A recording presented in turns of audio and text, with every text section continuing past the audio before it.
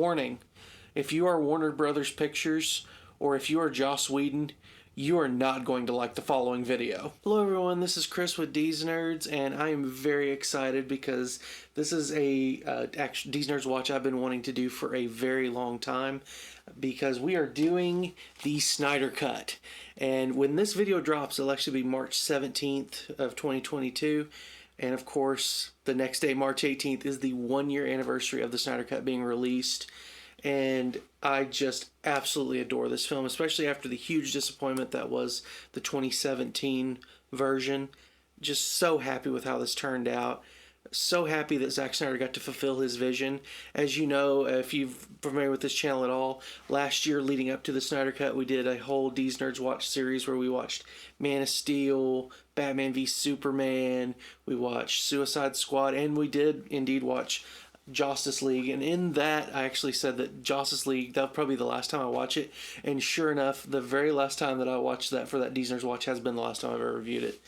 The Snyder Cut absolutely blows it away in every single way, shape, or form. And I'm actually, part of me is a little afraid to do this just because I'm afraid it'll just be a long list of why did WB make the decision not to include this? Why did WB make the decision to include what they included? And just keep going on and almost hate watching in that aspect. But all kidding aside, really, when it comes to that, I'm really excited to sit down here and give my thoughts on this film while I watch it.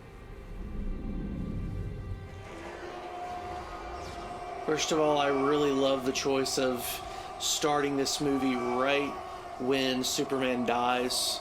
And again, such a much more cohesive, much smoother transition going from BVS to the actual Justice League story than what we got in 2017. Again, that's probably the first decision. Like, what were you thinking?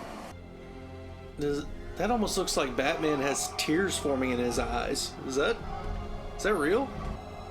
Another decision I love here is that Superman's scream is the thing that actually activates the mother boxes and is the signal that with the Kryptonian dead, that the Earth is prime for the taking. Of course, I adored the Amazons in the 2017 Wonder Woman film, and in here, in this film, there's no difference. Love the way the Amazons are portrayed here. I think Zack Snyder does an amazing job of making them really strong, powerful, awesome women. And man, it's some of my favorite scenes in this movie are shot right here in Themyscira. No offense to Danny Elfman, he's done some of my absolute most favorite scores in film history, but Junkie XL's score throughout this whole film is phenomenal. Again, why did you cut this out?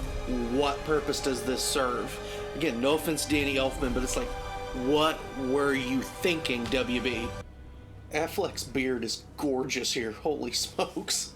Interesting that they broke it up in parts. I'm not exactly sure why they did that. I think it had something to do with the fact that at one point it was going to be a mini-series or something like that, but it doesn't bother me at all. I actually like that, and I love that it's on 2 discs here, because I'm actually just filming part 1 tonight, and then tomorrow I'll shoot part 2, and then I'll edit it all together. But I like that, especially like the Lord of the Rings films do the same thing where they put it on 2 different discs. I almost treat it like 2 different films, and I do the same thing with this version of Justice League. But it's so wonderful and so epic to be able to spend 4.5 hours in this world.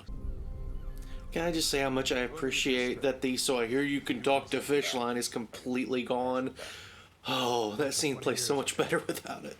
Thought this song right here was like very hauntingly beautiful, very nicely done.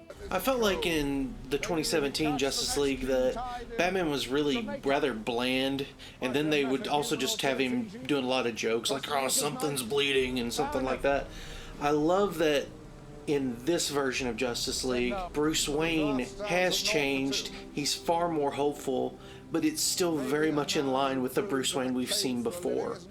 And so again, it's just the continuity and everything, the transition, it's just a lot smoother and not as jarring as you go from BVS to Justice League. It's like, is this even the same universe sometimes? I think showing Lois's grief this way, where she goes every day to visit, the Superman monument, as opposed to having a conversation with Martha, and Martha saying that Clark said you were the thirstiest, and that stupid joke, which was just so cringe. I just thought this was just a much nicer way to show that Lois hadn't moved on yet. For the most part, this whole scene where we get introduced, at least in this film, to Wonder Woman plays out virtually the same. There's not really a whole lot of difference, at least as far as like where you're supposed to get storytelling wise, but the editing and especially the way that the actual ending of the scene plays out differently in a lot of ways. But I just appreciate that they take time in this scene to build up the tension, whereas I feel like in the Justice League version it just feels like it happened really fast, and you could tell that there was a lot more there than what you were being shown. When that theme kicks in, you know stuff's about to rock. Yeah, in this version, she's just like, screw it, and just takes the dude out. Love it.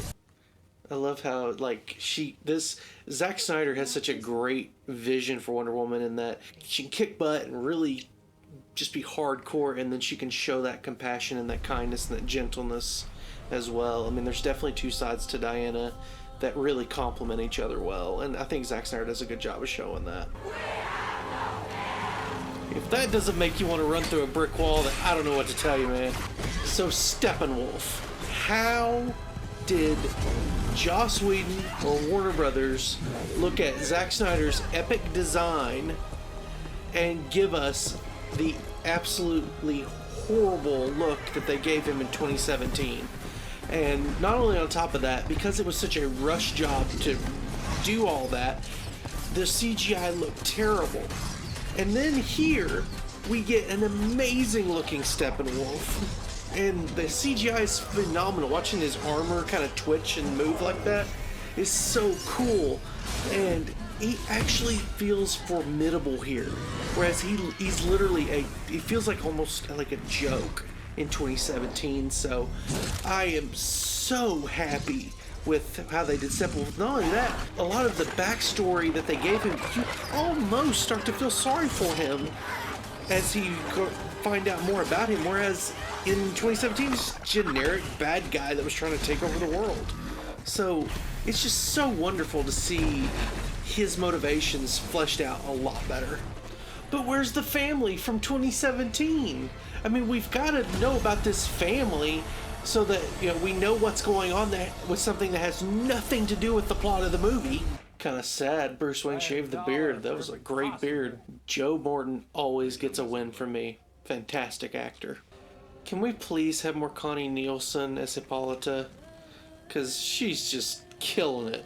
Okay, I'm going to do my best to keep this rant very brief. Ray Fisher is Cyborg. Joss Whedon is sitting there saying that he was a terrible actor in both sense of the word. He thought that, yeah, he's definitely the character, Cyborg's definitely the character that got the biggest screw job as far as like getting most of his stuff cut way down.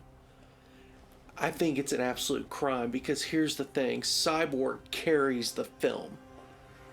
It's as much his story as anybody else's, and Ray Fisher does a fantastic job as Cyborg, and it's almost unforgivable what they did to him on that. And so I think he's absolutely phenomenal. I wish that, you know, they would do what they need to do to apologize to him. I mean, it's already been well documented how he and other people were treated on that set by Joss Whedon. I think it's an absolute shame.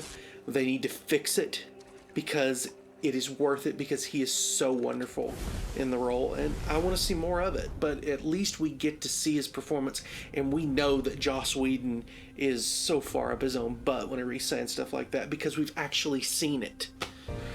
Music choice here is key because in the 2017 version they used Icky Thump by the White Stripes versus this, and I don't have the song title or who the artist is.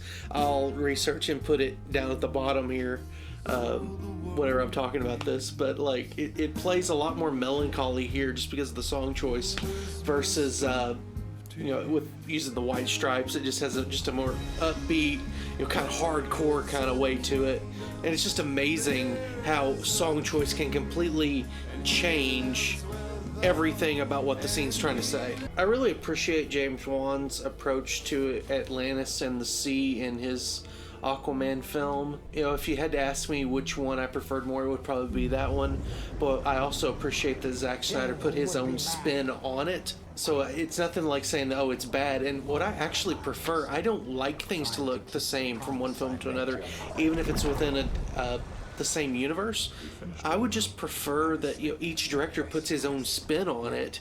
And so I appreciate that Zack Snyder did this here. He did his version here, and then James Wan did his version. We got denied Willem Dafoe as Volko with the 2017 version, and his glorious locks here, like the head of hair is just amazing. It's like, how can you cut out Willem Dafoe? Who does that? Like, Willem Dafoe makes every film better. Have you seen Boondock Saints? Come on. So seriously, why did that happen? I do love the backstory that Steppenwolf has here.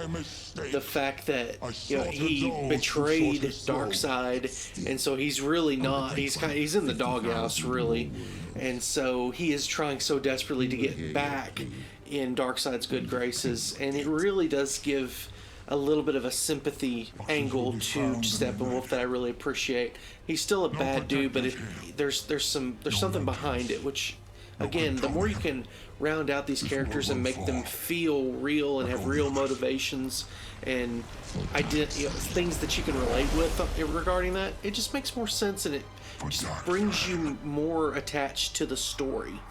Of course, this scene was in the 2017 cut, but instead of it being Darkseid that's invading Earth, they have it be Steppenwolf. Again, a much better choice to have it be Darkseid, especially if they were planning on doing sequels. You want to predict the really big bad guy at the end of this.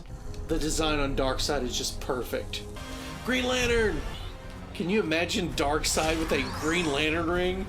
That would have been horrible. Man, humanity straight up kicked their butts.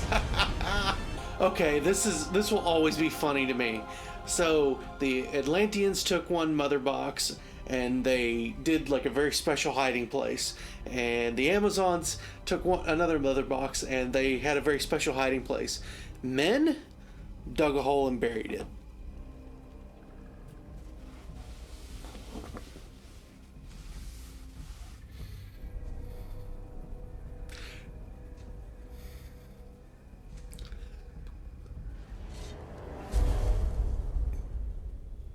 Something woke the box my people guard. It called out to the dark place, to one of Darkseid's conquerors. The enemy is here. He's here. Where is he? He'll be searching for the other two boxes, hiding until he has all three, until it's ready. We have to be ready. You, me, the others. They said the Age of Heroes would never come again. Oh, well, it has to. The others, where are they?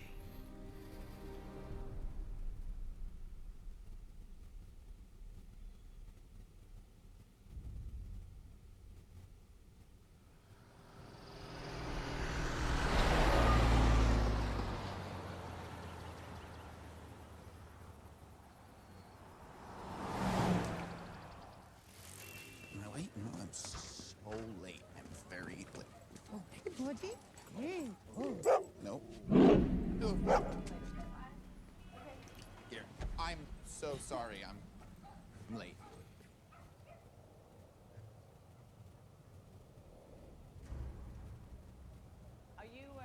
I'm so sorry I'm so late. I didn't mean to be so late. I'm me and I'm here and I'm so sorry I'm late. Essentially, the bus didn't come, then the bus did come, but then there was this old woman counting. 2017 Justice League.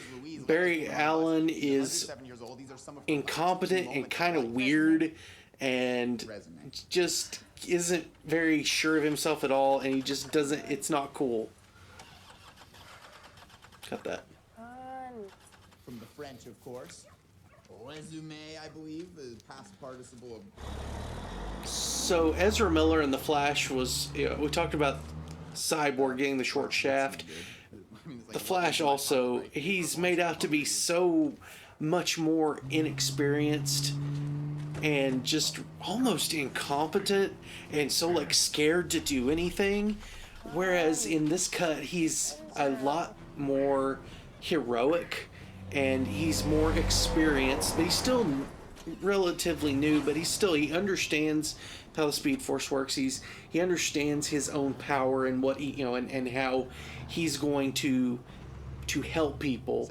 And once again, Warner Brothers and Joss Whedon choose to cut this amazing scene, which shows Barry's ability and just some cool visuals that are happening here, like just touching the glass and having it shatter. And why? Romantic tension. For the record, I totally shit Bruce and Diana. Again, Joss Whedon and Warner Brothers decide to cut this whole flashback sequence regarding Victor Stone. And why? It's one of those heartbreaking parts of the film. And it really fills in his backstory so well and really makes you care about him as a character. And Ray Fisher just kills it. Again, what compelled Warner Brothers and Joss Whedon to do this? Scenes like this are just really making me want a sports movie directed by Zack Snyder, because this action right here is just great. Oh no, more of Ray Fisher doing a terrible job acting. Like a frickin' sledgehammer. Victor's just learning what he's capable of. I love how when we go into like the digital world, I guess, that Victor is whole. He's not cyborg anymore. He's actually him in that digital world. I really think that's a cool touch. Ezra Miller and Billy Crudup going back and forth. Billy Crudup, great choice for Barry Allen's father. I don't believe he's going to be back for the Flash movie. I don't understand what Henry Allen's thinking was here. He's like, I don't want you to waste your life. It's like, he's trying to go to school for criminal justice, for a criminal justice degree. That is a great career move, and it's also something that he's highly passionate about. I would be like, son, I'm glad that you're pursuing something that you feel passionate about. This scene, as in the 2017 cut, is just absolutely wonderful and spectacular. I do appreciate what they do here as Bruce Wayne's pulling out right here. They have this billboard right there that says "You are not alone" for the American Foundation for Suicide Prevention.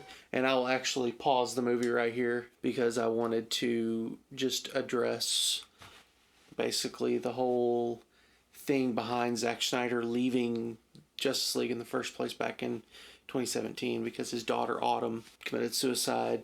And first of all, like that, it's just such a tragedy, but out of that came something very beautiful where, the release, the Snyder Cut movement, a lot of their efforts went towards donations for the American Foundation for Suicide Prevention. And I will actually put a link down in the description.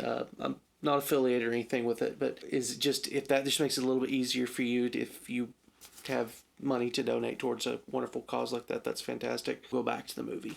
Alfred can't stand to not be the one making the tea. It's so funny watching him. In black, of course. I always like that joke. You have a date, Miss Prince.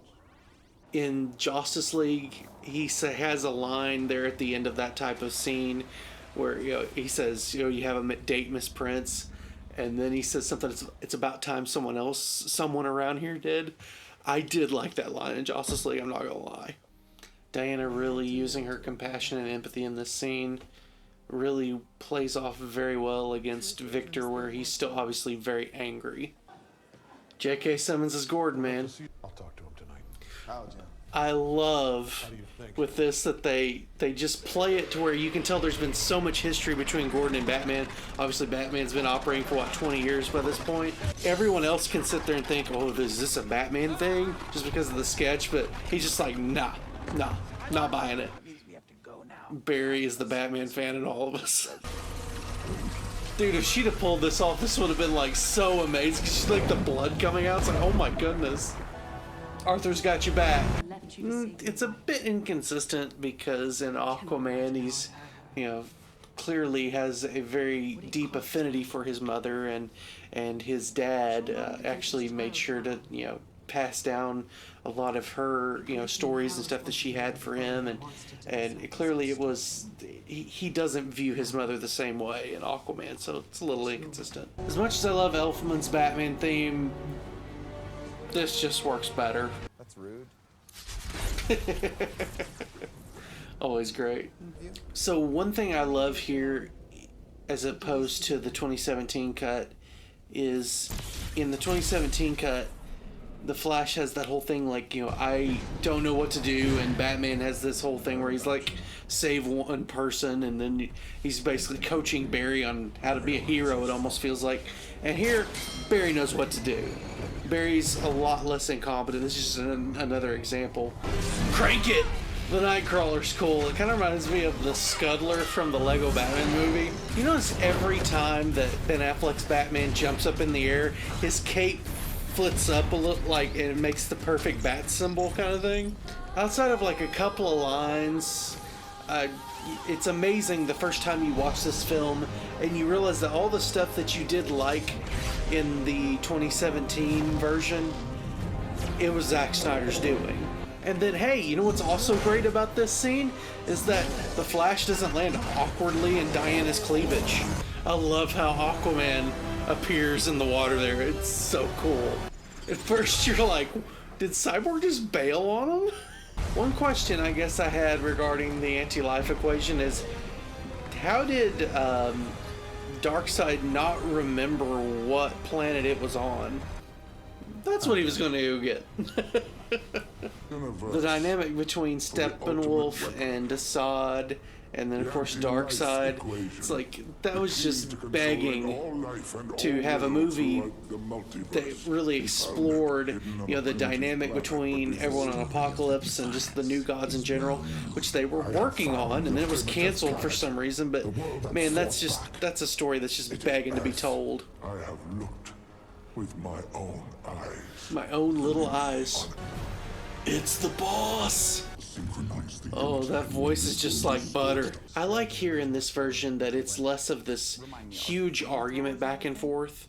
They're pretty much on the same page as far as that they need to use the mother box to bring back Superman. Whereas, yeah, in the 2017 film, it was just this big argument back and forth, and things got kind of petty between Bruce and Diana, where, you know, he's basically throwing Steve Trevor back in her face, and it just got really ugly. So I like the way this happened a lot better. I mean, this scene is very consistent compared to the little bit that you saw in BVS to what you see here. I love that, and it's amazing, again, having Zack Snyder direct both those films makes it all better. Bam, the Superman theme comes up with the graphic there of him. It's like, oh, so well done. Okay, first of all, Martian Manhunter is cool, and the fact that they use the General as his kind of disguise is also awesome, and I have no issues with that. But part of me really wishes that they had left that conversation between Martha and Lois actually be between Martha and Lois, because I think that that was something that I would have loved to have seen both of them. They both love Clark, and just seeing them both trying to process their grief a little bit. I would have liked to have actually had that be Martha and Lois, but it's okay. You still get Martian Manhunter, and that's completely fine with me. It's like what Zack Snyder did here is interesting. Normally, Superman is the leader of the Justice League, and he's kind of the one that unites all of it.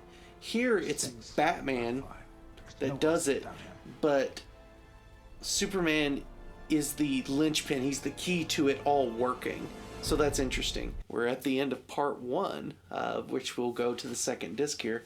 I'm going to film this tomorrow night. You don't want to have to wait that long, so let's just go ahead and do a quick snap and get right to the thing. So right, just like that with the power of editing, right? Alright, let's kick in with part 2 right now.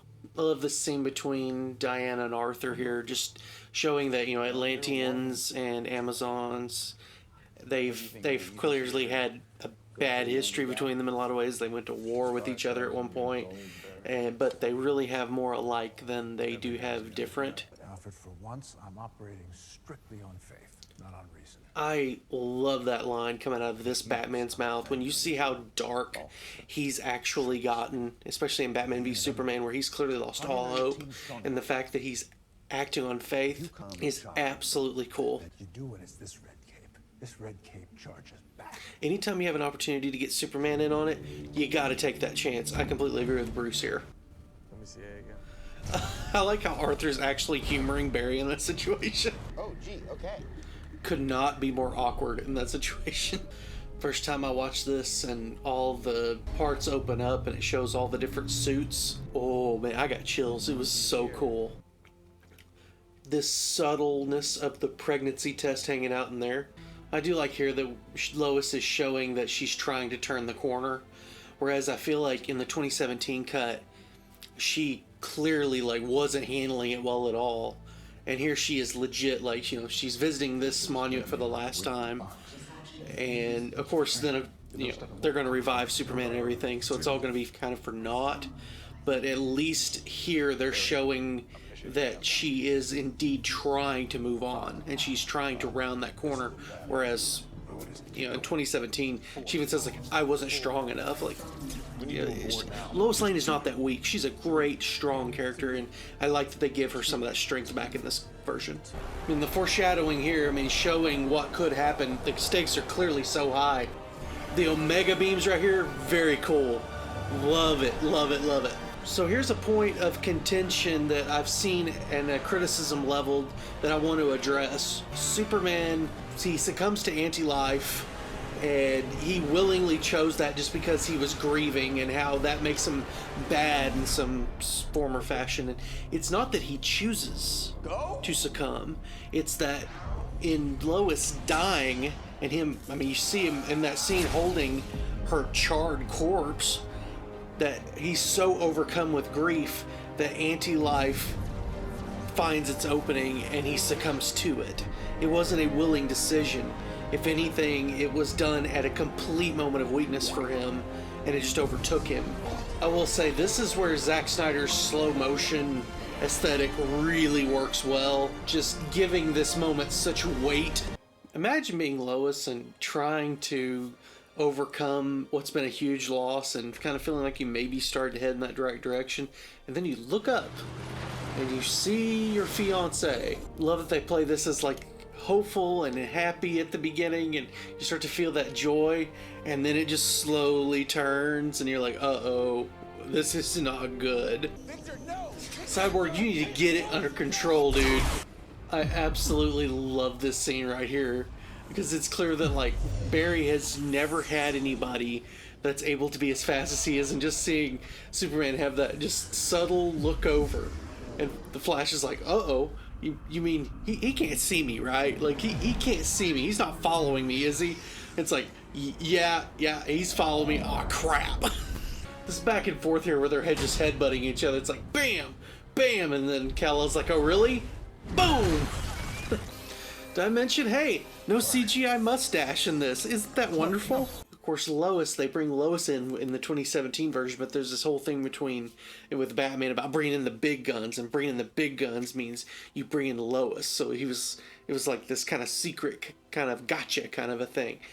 Whereas here, story-wise, it makes much more sense. She was naturally down there to see the monument. She'd been going down there every day to see the monument, and this was the last time. So she was already there, saw him there, and ran back to him.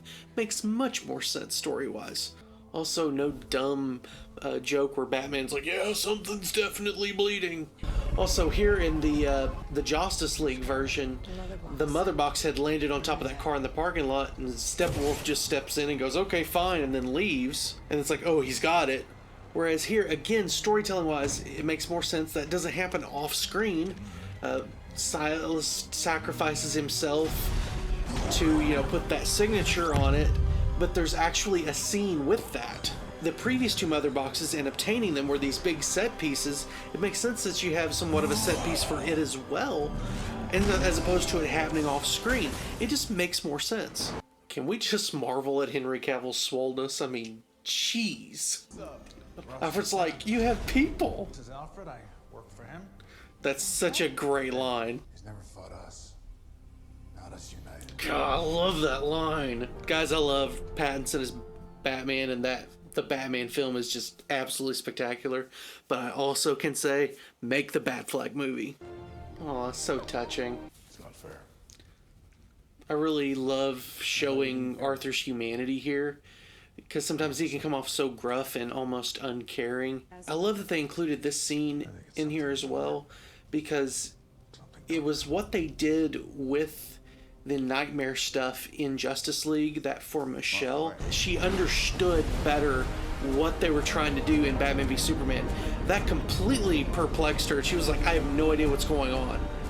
And so the fact that they brought back in more nightmare stuff, it actually improved Batman v Superman more for Michelle, and she actually likes that movie where she didn't really care for it before. Whoever says Zack Snyder doesn't get Superman is insane. This scene alone, having the voiceovers from both Jor-El and Jonathan Kent just going back and forth, and then also mirroring the first fight scene from Man of Steel. Good lord. I mean, it's just so awesome. Epic! If you don't love this shot right here, I don't know what to tell you. That is just cool. Leave it to Aquaman to surf a dead parademon down through a building and still look cool. And see, here's the deleted scene that we got on the Justice League Blu-ray, and that was made out to be like that was the only thing that was left on the cutting room floor. Oh my gosh! Not impressed. I love that intro. And it is so much better than the intro he got in Justice League.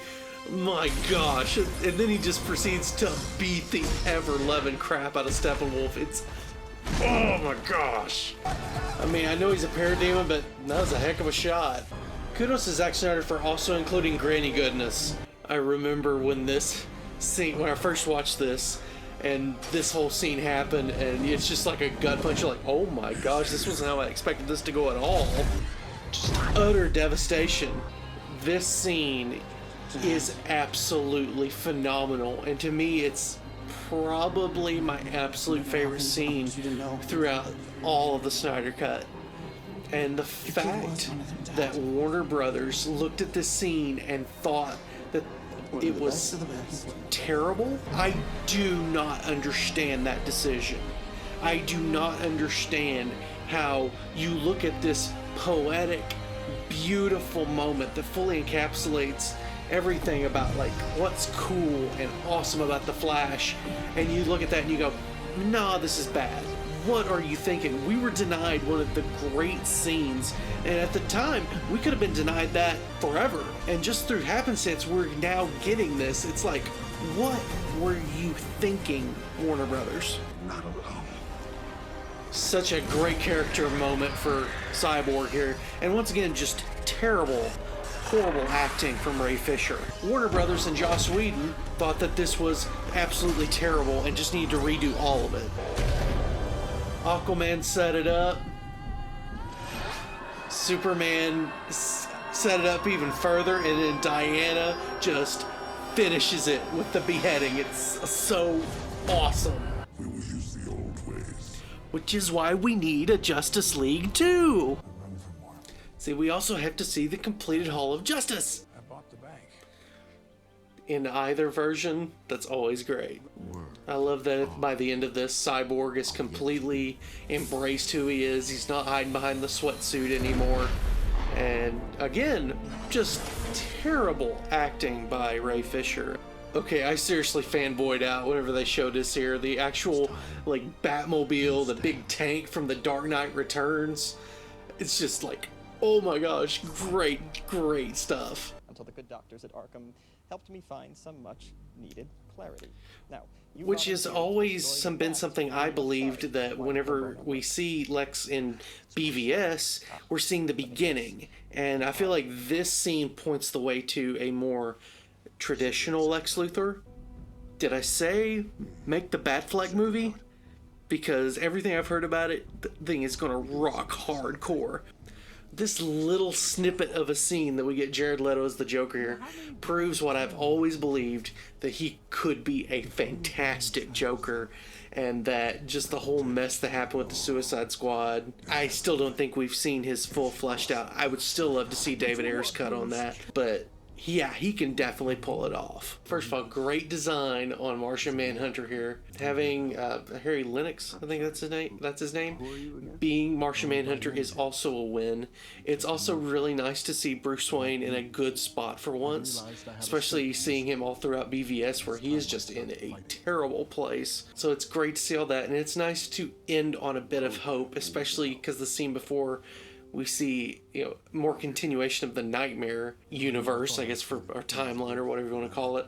So it's nice to just see this movie end on a lot of hope. Looking at this, it's a joy to watch. It's so much, it's just a great superhero film. Much like Lord of the Rings, I love that, it being 4 hours, you get to just live in this world and kind of walk around in it.